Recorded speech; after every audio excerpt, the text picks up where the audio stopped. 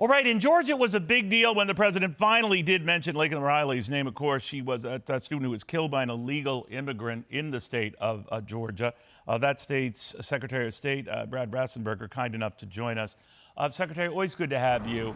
Well, he did mention her name. You screwed up the first name, but he did mention her name. Did that change anyone's mind in your state, concerned about the reports that she was killed allegedly by an illegal immigrant, or what was the fallout? Morning, Neil.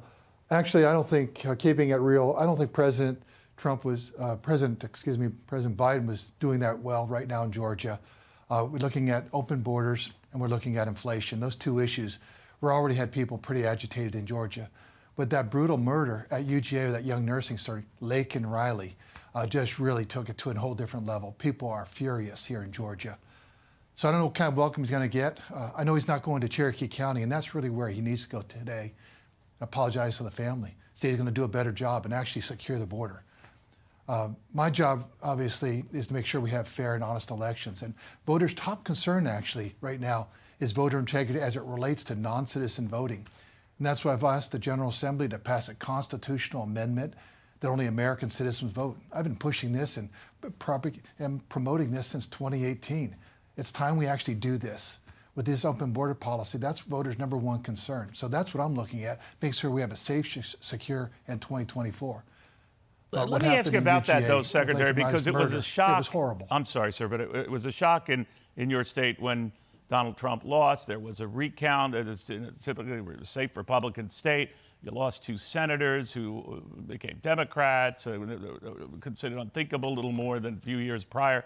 Donald Trump was never happy with the count going on. The recount further showed it was the closest contest in the nation. I believe less than some 12,000 votes separating the two men. You say this go round it looks better for Donald Trump if he's the nominee.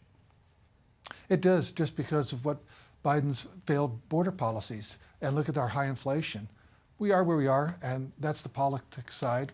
We're making sure that we have secured the election. We now have photo ID for all forms of voting, and we're expecting a big turnout. And we want to make sure that people have confidence in the results. And I want to make sure that we also, in the General Assembly, while we're in session, that we ban foreign funding of any elections.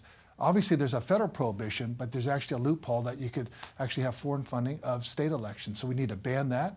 And we also want to make sure, if you're a lobbyist for a foreign entity, be it China, Russia, Iran, or Korea, or any other foreign entity, that you actually register with the state so that there's full transparency. Those are 3 things that help shore up confidence in that process.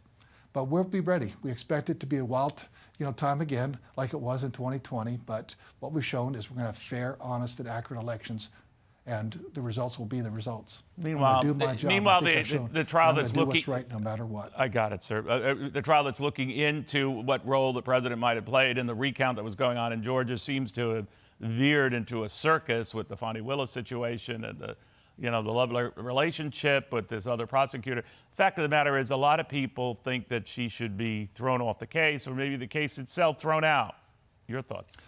Well, my thoughts is that that's really looking, backwards, and that's their focus on that. But what I will say is I'm very, very impressed with the judge. He has already been very clear that he is, making sure that he follows the law, does what's right. And so I have high confidence that he'll come down, after he's thoughtfully considered everything on that. And like I said, my focus is really making sure we're ready, prepared for 2024 elections. Already, going back to non-citizen voting, we're actually having people suing us right now. The New Georgia Project was founded by Stacey Abrams. They've gotten together with other left-wing organizations, and they're suing us to stop us from doing citizenship verification. We think that's really important that we stop them, and I'll take that all the way to the Supreme Court. We want to make sure that the only people that vote in Georgia are American citizens. So that's what's on our plate right now, is making sure we have safe, secure elections for American citizens only, voting in our elections. There might be an outside candidate crashing this two-party repeat from last time, and that is Jeff Duncan, your former lieutenant governor. His name has come up as a no-labels candidate. What do you think of that? Well, I don't know, whoever that person is that's running for president, I want them all to know that we're going to have safe, secure, and fair elections, and the winner will be something that we will be able to say with all high confidence, only American citizens voted, and here are what the results are. And you think the state is up to that? You are obviously up to supporting who? The Republican nominee? we are focused on the presidential primary. I know it's probably baked in already who's going to win on both those sides, but that's a great trial run for our counties, and that starts March 12th, this coming Tuesday. So then we'll be following up with the primaries we have in May, and so we'll have an awful lot on our plate. Are you personally and our job supporting is Donald focused Trump on, as the Republican nominee, And as the Secretary of State, I've been very clear. I don't endorse candidates because I want people to understand I'm your chief election official. And so my job is to have everyone have confidence. We're having a safe, secure, honest election, and I'm going to do my job like I always have. And that's what people want to know, is that your election official will do their job. Well, you were reelected by a large margin because people were impressed at how you're doing that job. So, Secretary, thank you very much.